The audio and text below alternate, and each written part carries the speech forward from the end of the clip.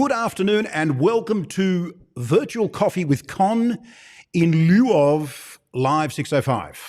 Look, we'll get to Live 605 at some stage, I'm sure. I'm sure most of you are missing it. I'm sure your 605s will never be the same again until I come back at that wonderful hour of 605. But until that happens, we're here at 3 p.m. Australian Eastern Standard Time. Welcome. I'm Con Kazantzidis, aka Shave the Man, streaming live through Facebook. That's been a bit fiddly of late. Don't know what's going on with Facebook, but I'm sure they will soon come to realise that they shouldn't mess with the streams, right? They shouldn't mess with the streams.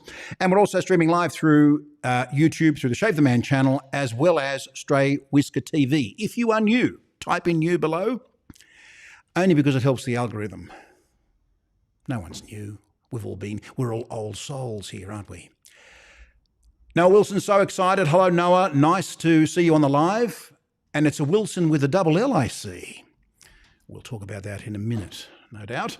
301 is the new 605. Correct. Hello, Tom. Nice to see you on here. Tom Nash. I'm not going to call him DJ Hookie anymore. He's a man who has now made the Today Show. It's a breakfast show. In fact, we might even have him on one day if he has the time. Dave James, good afternoon, one and all. Yes, David, hello. Nice of you to join us on the live. It's wonderful to see you on here. As it is, Gail Wilson. Hi, Gail. Nice. There's a couple of Wilsons on the show. What's going on there, I wonder? What is going on there? Steve Carter, Ocon, that beard is looking spectacular. Thank you, sir. Yeah, I don't know about spectacular. It's there. It's kind of present. I'm using beard balm now and trying to keep it because when I wake up in the morning, it's all over the place. In fact, I'm always recommending books. The Magic Pudding. Uncle Wattleberry is what I've been called because if you look at Uncle Wattleberry, he's this koala with this beard that heads that way and that way. Anyway. But I'm sure you're not here just to hear me talk on and wax on about my beard. You're here joining us on this virtual coffee. By the way, I'm having a shortish long black, and I'm really pleased with this particular one. The crema on that is sensational. I'm really enjoying it. And you should be having a coffee now too. It doesn't matter where you are, whether in the United States, when it's 3 a.m. or whatever it is, whatever time it is, it's always time for coffee. But I'm not having coffee alone today. I'm having coffee with Steve Willson. Okay, it's out. The Wilson thing with a double L is not a conspiracy, so please don't make references to Aaron Elvis Presley spelt with a double A. Google it. You'll find out what that's all about. Shaving with Peg Leg is with us too. Good afternoon to you, sir. At 1 a.m. Well, let me click into interview mode. This is what the interview mode is. This kind of signals in a Pavlovian way, not to salivate, but to prepare for our very, very special guest, Steve Willson. Steve is a Renaissance man. He's a man who has an appreciation of things historical. He has an appreciation of tradition. He has an appreciation of things old and new, but the new kind of returning to old. He is my analog superhero. He's actually also a business owner that's in the area, and I am delighted, and I mean absolutely delighted, and that sounds cheesy, but I am delighted to welcome Steve Willson. Steve, how are you, my friend? Good afternoon, Con. Good afternoon, everyone watching. It's a pleasure to be here. It's a pleasure to have you here, Steve. I mean, you're looking very. Although I have noticed you've grown a beard. Look, this is I'll call it the lockdown beard. I think you mentioned a few episodes back that if you're going to grow a beard, then now is the time. I'd already embraced that, and as soon as lockdown happened, then I locked down the razor. It's on a bit of a hiatus. Wow. So you decided that you should grow the beard. Yeah, look, I just decided, just let it go and see what happens. Well, you've certainly done that. I have to say, it suits you. Thank you. I get compliments, pro and con. Um, so to some speak. people like it, so to speak. Some people say, it makes you look too old. Um, every time I look in the mirror, I see my father. Wow. Did Dad have a Yeah. beard? Look, Dad's got a beard. Dad's had a beard. Look, for as long as I can remember, probably since he was in his late 30s, he's had a beard and still has one to this day. So And you look very much like him. I do with a beard. Absolutely. I look very much like him, especially now it's got the, not so black anymore. I'm not going to call it grey. No, it's In not my grey. family, It's distinguished. exactly. In my family, we've learned to call it executive silver. It is executive. Yeah. Speaking of executive, I might just increase the view. There seems to be something Sure. behind you there. I mean, it's. I don't want to mention the elephant in the room, but No, perhaps no. there's something, and it's not nowhere near. I mean, it's not an elephant. I can see that there is an Australian flag behind you, but Yep. in front of it is an amazing piece of machinery, no doubt. Yeah, it's a lovely vintage car that I have here at work at the moment. Customer's car. It's a 1935 Buick Straight Eight, which has been fully restored for about the last 15 years, and it's Yeah. basically in shape now as it would have been back in 1935 when it was first sold. It's an absolutely lovely car, lovely to look at. Driving it is a little bit different to driving a modern day car, but it's still a bit of a pleasure and a step back in time, and it gives you a pretty good understanding of what things were like back then. And people ask me about it all the time, and they say, it's beautiful, it must be lovely. And I say to them, well, when people say it was, the good old days, they really weren't. Tell me, Steve, if you and I went for a spin in that vehicle and wore Yeah. dark glasses Yep. and the appropriate, I don't know, fedora hats or something. Oh yeah, we'd be pulled over within minutes. That's what I was. That's what I Yeah. was wondering. Yeah. Yes, whether we Yeah. would be pulled over in Yeah. minutes. It screams gangster like nothing else. It does kind of scream but a classy Yeah. gangster, of course. Oh, absolutely. Yeah. If you're going to do it in style. Beautiful white wall tie. So tell me, does it drive? Does it drive as beautiful as it looks? Actually, for its age, it drives remarkably well. The engine is very smooth, very powerful. The steering is relatively light, considering power steering wasn't invented back then. But that's got a lot to do with the width of the tires. They're very, very narrow. The only thing it really lacks on is brakes, and they are totally optional wherever you go. Right, but I'm sure now that it's in your capable hands. That's being part of what you do. Yeah, that's it. I can only optimize what's already there. So How do you get replacement brakes for something like that? Do they still exist? Do you have to, believe it or not, majority of the parts that you would ever need for this car are still available brand new in the United States. Wow. Like, I mean, a lot of stuff, because there's still, a cult following, a lot of people that have, warehouses full of old stock. So parts wise, they're still readily available. The parts you would need to like service and maintain the car. Obviously, body panels would be absolutely obsolete. So if this car ever had an accident that it needed serious body repair, that would be a huge challenge. But there's still some, artisan craftsmen out there that could still make panels for this car from a clean sheet of steel. It's just stunning. I mean, it's incredible. But I think it also, and this is a great little segue, I realise, it also says something about you, Steve, that you firstly have an eye for detail and you have an appreciation of beautiful things from the past. Yeah. And speaking of the past, maybe not so distant past, we're not going to go back to the 30s, but perhaps you can tell us about how your journey to wet shaving began, because that's what I'm interested in. I mean, I'm interested in the vehicle as well. You can come and leave it here if you like. Yeah, sure. It's someone knows you. Apparently, Noah says he knows that guy. Oh, well, yeah. Yeah, he sure does. That'd be my oldest son, Noah, who's 13 and a half. I'm sure he's watching at home with his little brother, Eli.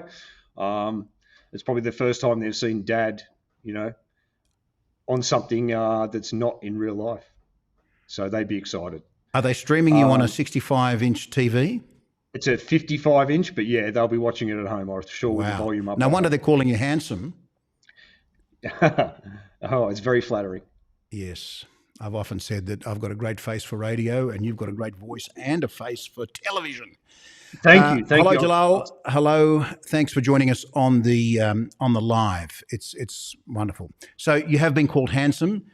Tell us how you came to this thing of wet shaving, traditional wet shaving. Okay, so as a young male, when you first start your shaving journey, it's all new and exciting and fresh, and then it becomes, I guess, later a chore because unless you're growing a beard, which is a low maintenance item and you like it, if you're a clean shaven person, which I've been for probably 95% of my adult life, I think there becomes a point in time where shaving becomes a chore and you begin to dislike it, to the point you're maybe driven to buy one of those ghastly electric razors, which I refuse to do.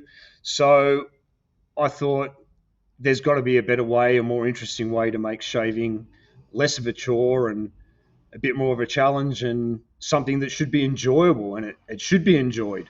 So about 10 years ago, I made the big step and I now shave with a straight razor. Aha. So it's been, a 10-year journey for me of using a straight razor. Um, it made shaving not only something that was, necessary in life if you want to be a clean shaven person, Yep. but it created a lot of excitement, a new challenge, because it is very challenging when you're first starting out, but also touched on that nostalgia thing that we all love. I've gone back to basically the inception of shaving, back to the single blade. You say challenging. Yeah. You're referring almost entirely to the process of shaving with a straight razor, and not so much the challenge of keeping it sharp, maintaining it, and so on and so forth. Yeah, well, there's a lot of things that go into it. As we know with life, there's a lot of things that have been invented to streamline, make it easier, Yeah. make it, you know, more efficient. But it doesn't necessarily mean that that process is better. No. I still think the best shave I've ever had is with this, 100%. And I've tried almost every other method of shaving, but this has to be the best. And I think they perfected it all those years ago. All we did was make shaving easier and quicker with new methods and new tools. But if you're a bit of a shaving aficionado and you want to enjoy it, this is the only way to go for me. What about keeping it sharp? What do you do in terms of honing the razor? Okay, so there's a bit of a regime, and I've sort of created, I guess, a routine when it comes to the shave. Um, as we mentioned a few episodes ago, I'm also +1 for the nighttime shave. Yep. So the reason for that is preparation for using a straight razor is probably as important as the shave itself. Absolutely. Yep. So I guess the key is heat and lots of it. So the best time to shave is post shower. Once your beard is very absorbed a lot of heat, a lot of moisture, it becomes very, very soft, which makes it much easier to shave off. Yep. So out of the shower, I won't actually dry my beard. I'll leave it still wet with the hot water on it, and just maybe pat it dry just before soaping it. And with the blade itself, I like to give it, or before I probably have the shower and I'm ready to shave, 60 cycles on the strop, which basically, as we all know what a strop looks like, I'll just put that down for a sec, but we have basically just a leather strop, which I hang on the back of the bathroom door with the hook there, and then at the bottom, I can pull tension down to try and hold it as flat as possible, and then whilst that's hanging off the door, I'll give the blade anywhere from 50 to 60 cycles up and down the strop. Once it's done on the leather side, I'll then go to the back side, which is a canvas, a fairly rough canvas, and give it another 50 to 60 cycles. And then it's absolutely surgically sharp and ready to do the job. And when the blade is tuned that finely, and to that perfect cutting edge, the shave itself almost has no resistance. It just falls down your face. And Are you a sharpness guy or a comfort guy? Because I know there are a number of homemeisters, people that hone razors, and they say, listen, do you want this to be sharp or do you want it to be comfortable? Is there a preference to those two? I think I go for the sharpness. Yep. Because I think at the end of the day, the sharpness dictates how easy it gets through the beard. Yep. Comfort, not so much.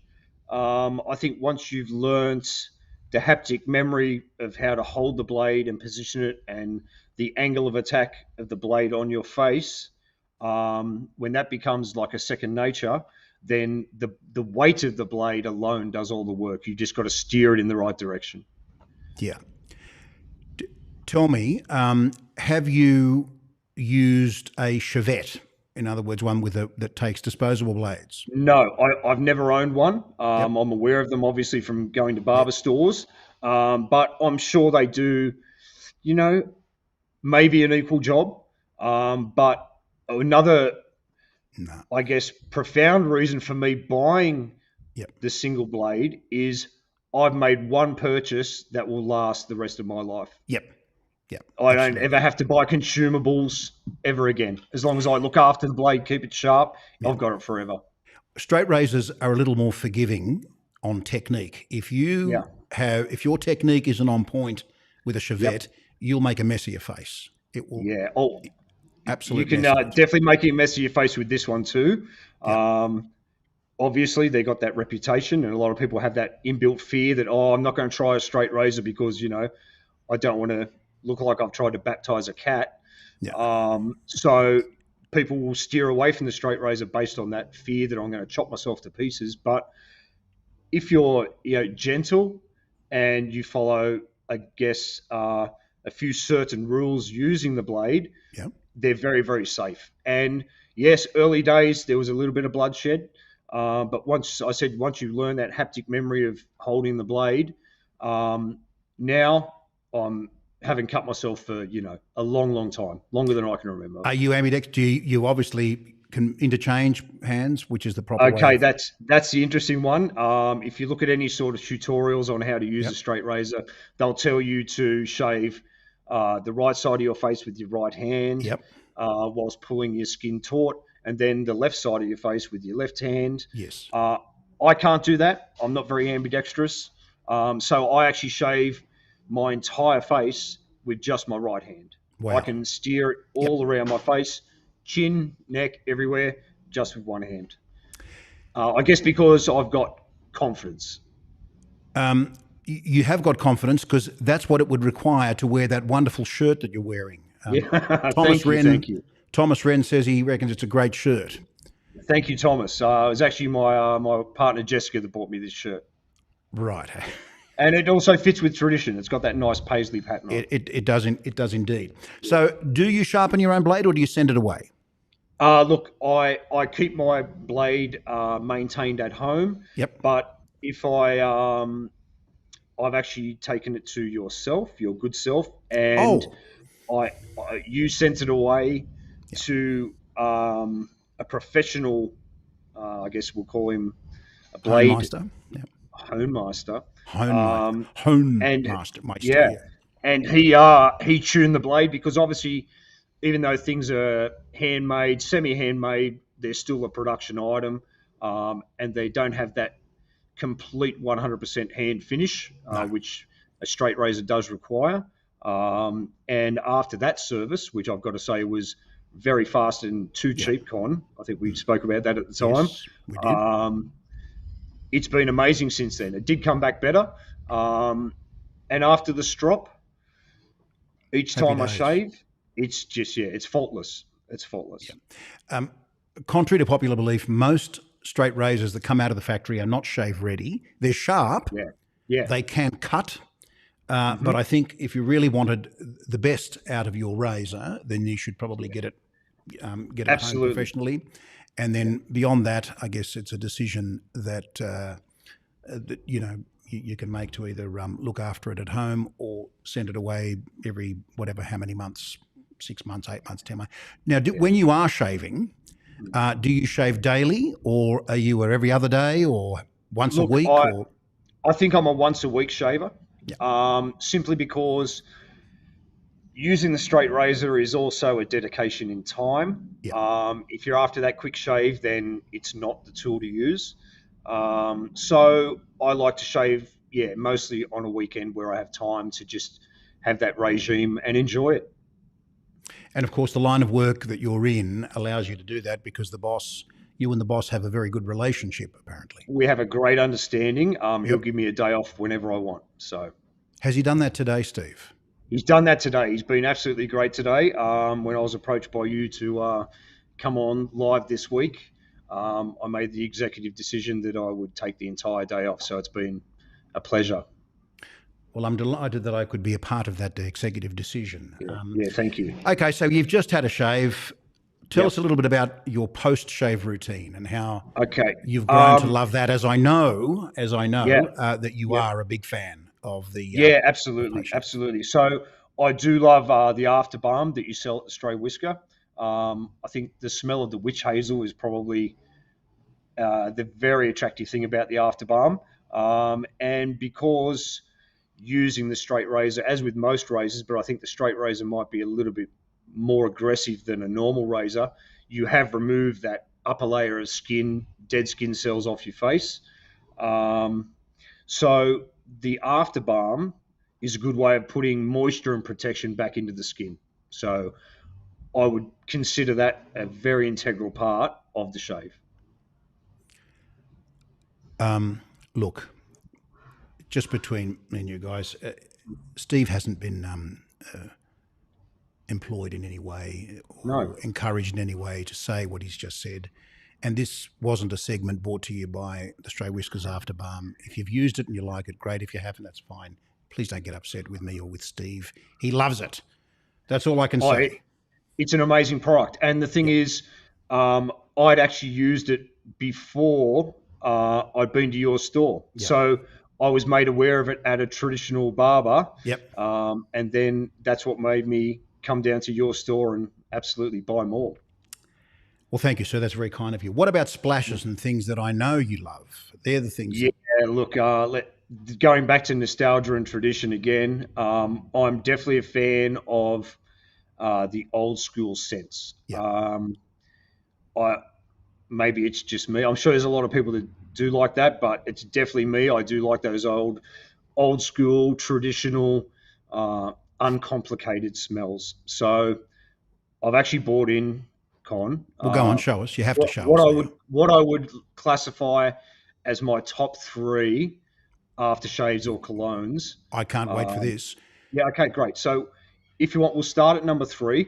And this one's a very interesting choice for me because, as you know, Con, because I've been in your store several times, I am definitely not a fan of sandalwood. Right. A lot of people love it. It's used in a lot of products in the shaving world. But for some reason, it just doesn't register with me. It's just something I don't dislike, but it's something that doesn't grab me. It doesn't excite me. No. So number 3 on my list is a very interesting choice based on those comments because it is actually the Truefit and Hill. If we can just focus in on that. Yeah, I can see it. Truefit and Hill sandalwood. Sandalwood. So the reason I chose this is, well, I guess with Truefit and Hill, they've been making like shaving products and colognes for over 210 years. So by that time, if they're still in business, I'm pretty sure they know what they're doing. And they have a royal warrant and all the rest of it.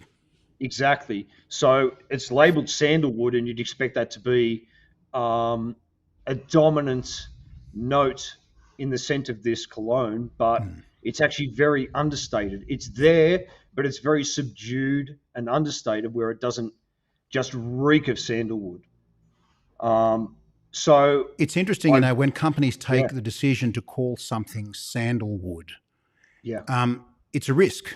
Obviously for people like yourself who have said, look, sandalwood and I don't really go very well together.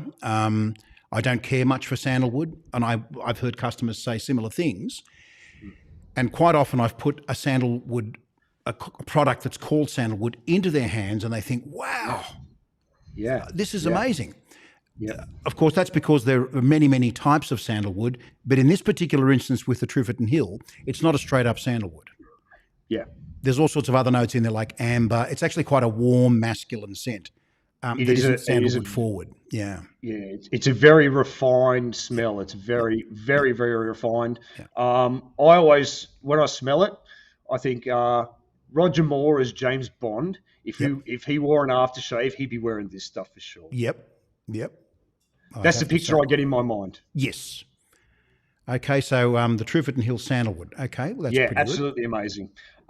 So number 2 on my list is also, this is a tough choice between number 1 and number 2, but number 2, and I'm sorry about the condition of the label, but is Taylor's Bond Street Germain. German Street, yep. German Street. Yep. Absolutely amazing. Yep. This, to me, and the condition of the label and the level of the bottle means you've been caning it, haven't you? It's been well used. It's travelled around the world. Yep. It's been a long time friend. Yep. And the reason I love this is for multiple reasons. But if I think, say, 19th century London, what a gentleman would smell like, this would be the stuff for sure. Yep. The other reason I really, really love this is it's an alcohol-free product, so it doesn't dry out the skin. I have essentially dry skin, so I try and avoid a lot of things that are going to dry my skin out further. This one is beautiful for that because not only does it smell amazing, it leaves, I guess, not a greasy or an oily feeling, but a glossy feeling to the skin after the shave. So you can tell it's just giving you that layer of protection or a bit of moisture back into the skin. So this is really, really one of my favorites. It's interesting. It's one of the big sellers. I mean, Taylorville Bond Street will sell every day, all day, every day. It's a very, very popular thing, a line of products, I should say, that people would probably think, oh, what about all these artisan things? Yeah, there's some wonderful artisans products out there, but the stuff that keeps on keeping on are the 2 of the products that you just showed there, which is quite interesting. The German Street is incredible, and once you smell it, that's it. You think, yep, I can definitely rock that. So yeah, absolutely.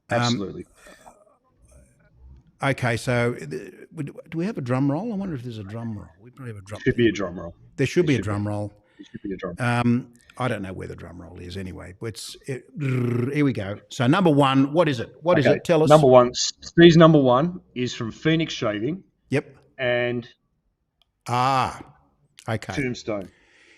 That's very you, isn't it? Yep. It's very me.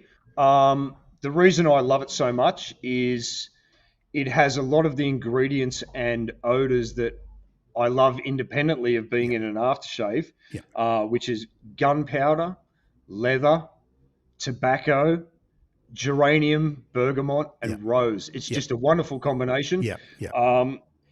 It's very subtle in a way. It's not a really strong scent, but it's a very, very nice man smell. And to me, it's a very authentic smell. It's not artificial in any way. No. You can smell almost each individual ingredient. And it just, to me, it gives me the memory or the feeling that if you were back in, 1800s USA and the traveling wagon man smelling snake oil was also selling aftershave, that's what he would be selling. Yeah. That's exactly what I picture in my mind when I smell this. Oh, look, it's incredible, isn't it? It's very intoxicating smell. It's almost, I've been tempted on several occasions to actually taste it. It smells that good. Please don't taste I haven't tasted it, by the way, and I don't recommend you do taste it. Look, I'll get emails and messages from people saying, what is it like? What's the scent profile? And all of those things are in it. Your gunpowder, your geranium, your rose, your leather. Yeah. But to me, it's just dirty. I love it. It's just it's very masculine. If you love leather, you'll love this. If you love your guns, if you love the smell of cordite, you'll love this. Yep. Yep. If you All love, those good if things. you're willing to give Rose a go, you'll love this. Yeah. It just works. Yep. It's very good. It's very popular. Well, I'm not a fan of anything that is extremely floral No. or powdery or Yep. musky. Yep. This stuff just smells so fresh, but it doesn't overpower you. It's just there at the perfect level the whole time. Do others compliment you when you wear it? What do others think of, your Yeah, significant look, a others? lot of people have said, "Oh, wow, that's a great aftershave. What are you wearing?" And I tell them, but it always seems to be difficult to find and hard to buy for some reason. I guess because of popularity. Popularity, and also of late, shipping prices. They've just gone. Yeah. COVID has created it's created a bit of a problem. Let me just say. In fact, I'll bring you back up. I don't need to be on the screen myself. Sure. It's created a bit of an issue in terms of. I was reading the other day that shipping and freight now has gone anywhere from 5 to 20 times in terms of multiple. Like it's gone up 5 to 20 times because most shipping, most freight now has to occur through air. So you can't bring the stuff. If you bring it in by ship, apparently I was reading the other day there was about 60 container ships off the coast of the States that are just sitting there and they can't dock because of COVID. They've got, there are staffing issues there. They want to rotate them through systematically, which means that if you want to get stuff quickly to another place, you've got to, you've got to go air freight. That's fine. But flights to Australia, for example, are down 80%. So what do you think that's going to do to freight prices? That's right. So I get emails probably weekly of people saying, "Oh, when's this coming in? When's that coming in?" And then I respond by saying, "Are you happy paying, 15, 20, 30, 40% more for your product? Or do you want to wait until hopefully things start to open up again?" Because I have heard from freight agents and so on that they're going to open up the lines again. Things they're taking a long time, but they're also more expensive. Freight has gone through the roof. And that's the thing. We have a lot of items that are out of stock because you just can't get it. The artisan can fulfill at their end, but then from that point to here, it's a nightmare. We've had shipments take 7, 8 weeks. You've paid for this product. It's and it's on its way, but it's just impossible. And you would know, because I know that you yourself, from time to time, bring in things from the United States. Things could take weeks. Yeah, it's funny because I'm seeing it in my line of work as well, in car repair. Just the shortage of parts that used to be readily available is now, well, not to the point it's a big problem, but people getting their cars back is now, there's some delays because there's just a big breakdowns in the transport industry. I guess they're just not flying planes, they're not filling planes, they're not sending planes unless they're full. So there's a lot of delay in getting stuff all around the world, no matter what it is, I think. Well, it's interesting. This particular article that I'm referring to said that IKEA and Walmart are now chartering their own ocean liners to bring stuff over. So for them, it pays to say, listen, we're going to charter this ship, whatever you want to, 300 grand or whatever it is. Here's $500,000. We're going to buy in bulk and bring it over ourselves. We're not going to go through commercial shipping lines. Yeah. That's where they've been forced to do it. Yeah. We've got a few questions, a few things. We should throw those up. I think Gail said something earlier, and I said, Gail said, I know he loves your products. Thank you, Gail. That's very nice of you to say that. Steve has often said it too. I really appreciate that. So thanks for that comment, Gail. Nice to see you on the live as well. Who else do we have? Monorail, good afternoon and happy lockdown. Oh, yeah. Look, are you happy, Steve, about this lockdown? Oh, look, I'm not happy about lockdown. I don't think anyone could be. No. I mean, being forced to stay at home is a bit of a struggle. I guess they're the things that you take for granted that you used to do all the time. Yeah. Probably the thing I miss the most about being in lockdown is being able to go out to eat. I miss that a lot. In my personal life, lockdown hasn't really affected me that much. Yeah, I miss my friends. I miss not being able to go out, but I'm still surviving. I'm still, fairly happy. But there's another side to it, which I'm sure you'll appreciate, Con, that when you're a business owner, lockdown has affected us in a different way. Yeah. And I know our business models are completely different. You're more of a sales and retail based business, where I'm a service business. Yeah. It's impossible for me to operate online or work from home. That's just not possible. So, luckily enough, I can still come to work every day and try and make a dollar. Yeah. But it's been, the last few months have been a pretty big struggle. And having your own business is, unless you've done it, you won't understand or appreciate what it's like. But it's basically another family member Yeah. that you sink your life into, and you Yeah. give it 100% every day if you want to succeed. And to be forced to stay at home and not make money, it's very disheartening to watch something that you work for so hard in decay. Yeah. It is particularly challenging. I think you're right. I think a lot of people now are coming to realise the effects that it's having on businesses.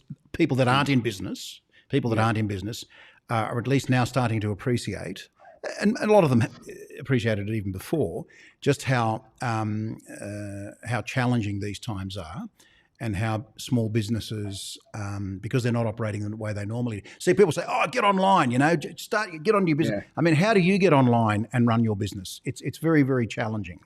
It's impossible. Yeah. Yes, exactly. Now, Abby has come on and said, not so much a happy lockdown, but it is what you make of it. Yep. I agree 100%. Yeah, yeah. Good point there, Don't Abby. let it get you down. There's still plenty of things you can do to make yourself happy every day. Well, you could come onto this live, for example. Absolutely. As Abby has done. Yep. So it's one of those things. We keep talking about the mental health issues associated with this, and making sure that we call in on people, make sure you FaceTime them or Zoom or get on the phone or just say how you're going, how are things. Of course, it's not the same as being there and being in the same room. The proximity is not there. All the things that go to make us who we are as human beings. Yeah. The embrace of someone, or just talking with them. The nuance, for example, I'm talking to you now, but it's done through electronic and technological. It's just through machinery, really. Yeah, exactly right. I'm looking at a camera and an image of you. I'm not actually looking at you. Yeah. And inherently, humans crave company. Yeah. So we miss that. We want that. And I mean, if you've got family members at home, then that's all well and good. But I really feel sorry and empathetic for the people that are stuck alone during this. Yeah. It'd be very, very hard. Look, I don't know. Can't begin to imagine just what the long-term effects of this lockdown will be. But if we can make someone happy just by calling or reaching out to them, then I guess I encourage all of us to do it. I think it's pretty important. Paul says, lockdown is a love-hate thing for me. Miss being at work, but home on the range is a pretty cool place to be. Yes, I'd imagine that would be the case. Paul is a bookseller, another local business person who will go above and beyond to deliver books to people and do all the things that are necessary to put food on the table, but also is living up here in the beautiful Blue Mountains means that he can enjoy reading. Obviously, I would imagine that would be part of his routine, but also spending some time on the range. Good on you, Paul. Yeah. Wow. Any other questions or comments? Feel free to write them below. It's my favourite aftershave. Oh, okay. That's an interesting one. Favourite aftershave. Depends where I'm going and what I'm doing. Now, if you're referring to a splash, I mean, there's a couple of artisan ones that I really enjoy. I enjoy some of the aftershaves from Ariana and Evans. I love vanilla to tobacco, which is absolutely beautiful. That's a warmer months it's really sort of in the warmer months that I wear something like that. I enjoy tobacco, believe it or not. I know it's old school, and I know, but I really enjoy that. I also enjoy the sandalwood from Taylorville, Bond Street. Taylorville, Bond Street sandalwood. Hold that thought. I'll come back to that very quickly. Yep. The Truefort and Hill sandalwood is a personal favourite of mine, as is Trafalgar, and also 1812 by Truefort and Hill. But they have a totally different scent profile. The Taylorville, Bond Street sandalwood. Now that's a misnomer if ever there was one.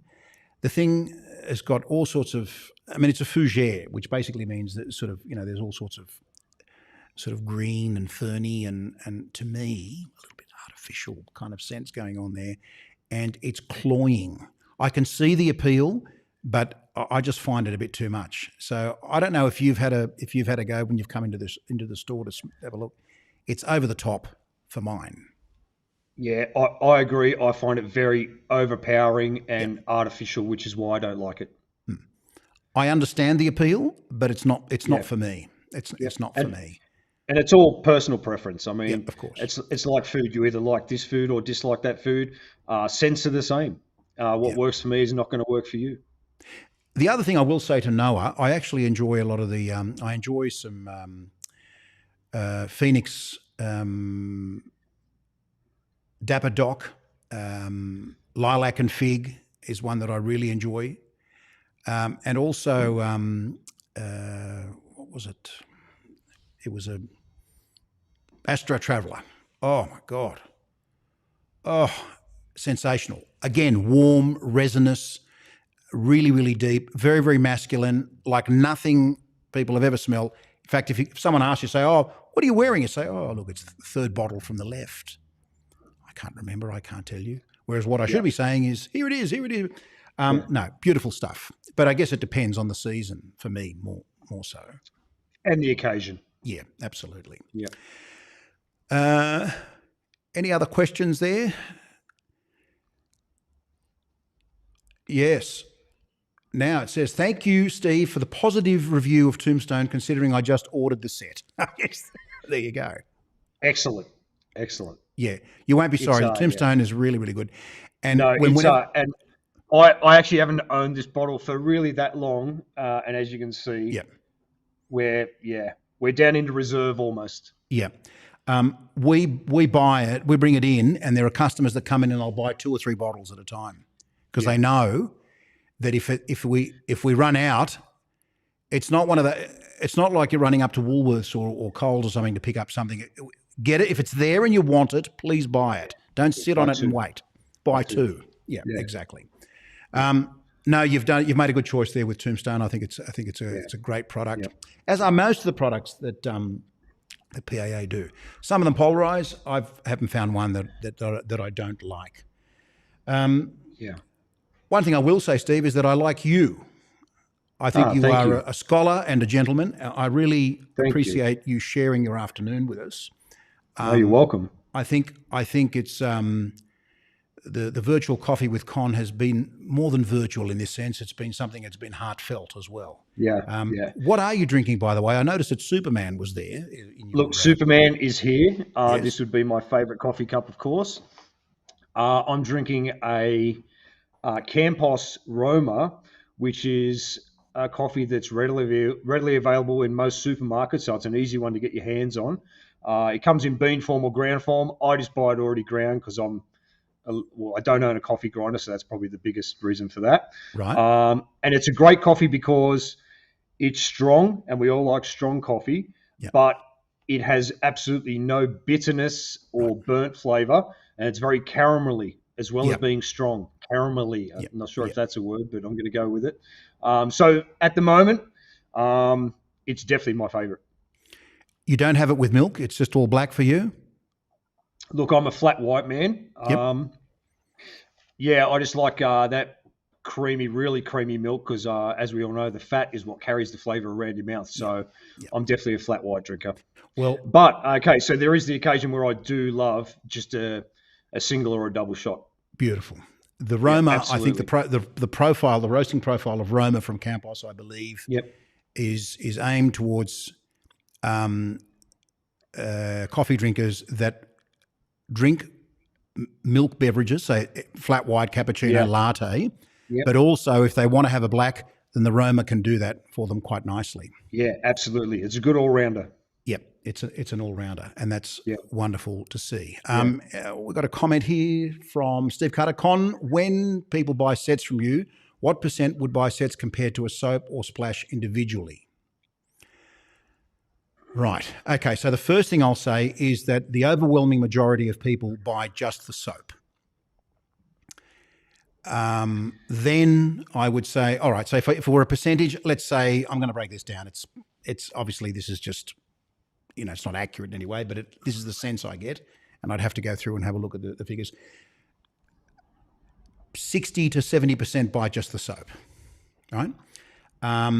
Then the 30% would buy the set, and the remainder would buy just the aftershave splash. But Murphy's Law says that when you have the soap, they want the splash.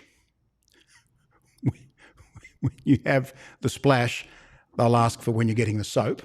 Yeah. And when you have both, no one asks anything. No. It just sits there, and people say, and I'll never forget, I'm actually going to mention a soap, Black Bot. There was this soap and thing that PAA did. There was a picture of a black robot on it. It was a silly looking label. Look, I love the labels. They're all great. They're kind of groovy. They're different. Yeah. It was a silly looking label, and it sat there for a while, and it was called Black Bot. And people are a bit resistant, and especially around here, they'd come in and say, "Oh, what's this Black Bot? I'm looking for something for my 75-year-old dad. I don't know whether Black Bot's something that he'd really go for." As soon as they open the soap, when they smell it, or they said, "Okay, I'm taking this," because it was very sort of fresh, soapy, talcum-y, kind of powdery sort of scent, and it reminded them of Aqua Velva, yada yada. So it is Murphy's Law. People will want what you don't have, and then they'll regret not buying it when it was there. But to answer your question, Stephen, directly, it's the overwhelming majority of people will buy the soap.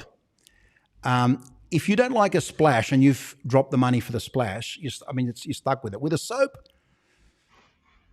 soaps are there for the experience while you're shaving. I have lathered and used soaps that I don't particularly care for the scent, but the performance is great, and that's what gets me over the line. But if it's to me an aftershave that I don't care for, I'll never use it.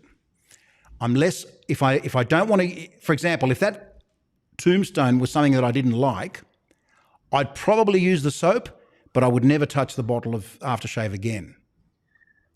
It's kind of riskier. Now, having said all of that, there are people that will say, no, I want to go full tilt. I want to buy the soap and the splash. But the overwhelming majority, I would say, want just the soap, followed by the set, followed by those that just buy the splash. And admittedly, those that just buy the splash already have the soap. They've already bought it in a separate transaction or a separate time, and that's that. I hope that answers your question, Steve. Now, what do we got there? That's it. Is that it? I'd always buy a soap based on performance. Yep. Knowing full well that you're going to probably wash it off at the end of the shave anyway. Yeah. And the scent is a totally different animal, and it has a totally different purpose. After a while, I can't smell the soap. I smell it when I first go there, like, oh, wow, that's beautiful. Great. Are you using it? I do smell it. I have to literally leave the bathroom and come back in, and it hits me again. Yeah. Right? So that's why we become accustomed to it. That's how the olfactory sensors work. Stephen, yes, very interesting. Thanks, Con. I must buy sets. Yeah. Buy sets if you can. Now, the other question that you might have been asking inadvertently is that the ratio in which we order things? Between me, you, and the fence post, we order more soaps than we do splashes, unless there is a special release or something like that where we'll buy equal numbers. But we tend to sort of go more soap than Splash, because Splash also has its other challenges, getting it here and all the rest of it. They're alcohol-based products. You'll be surprised. Look, a lot of them break in transit. It's funny. You'll see something on our website and you'll say, oh, great, I might get that. But you don't realise that even though it was packed beautifully and meticulously and fastidiously, you might get 3 or 4 broken bottles. Now, we've got to wear that. It's a challenge. It's one of those challenges. Andrew B says, regarding soaps and splashes, previously I have bought a set, but then found I preferred the soap over the splash and don't want to touch the splash. Exactamundo. I agree with you entirely, Andrew. Splashes are more likely to polarize you, or more like. Well, the other thing is you put the splash on, you think, oh yeah, that smells great. Then after a while, you think, you know what, this isn't doing it for me. I just don't really. So I concur with your feelings there, Andrew. I would have to agree with you. Anyway, have we overstayed our welcome? Steve, thank you so much. I really appreciate you joining us in this live. I'll even put it, there you go. You'll occupy more real estate on the screen as I say that. Thank you. Thank you. I really appreciate you coming on. It's as I say, you are a gentleman and a scholar. You run a business just up the road from us here. Even though I haven't seen you in so long, it's lovely to see you virtually, electronically. Be nice to do this again sometime. I would love to, probably we'll talk about other things. I don't know, maybe we might talk about the DC universe. Oh, that'd be interesting. Or Marvel. Because I know that Marvel is, How much time do we have for that? Oh gosh, we'd need to schedule 3 or 4 other lives. Absolutely. Anyway, thank you so much, sir. I really appreciate you joining us. And thank you to all that participated and joined us on the live this afternoon. Yeah, it's been an absolute pleasure. Thanks for having me, Con. Hopefully we can do it again. And I look forward to the day where we can actually have a coffee in company, not a virtual coffee. As do I, my friend. Yep. All right. Thank you very much, folks. We'll see you in the next live. Bye-bye.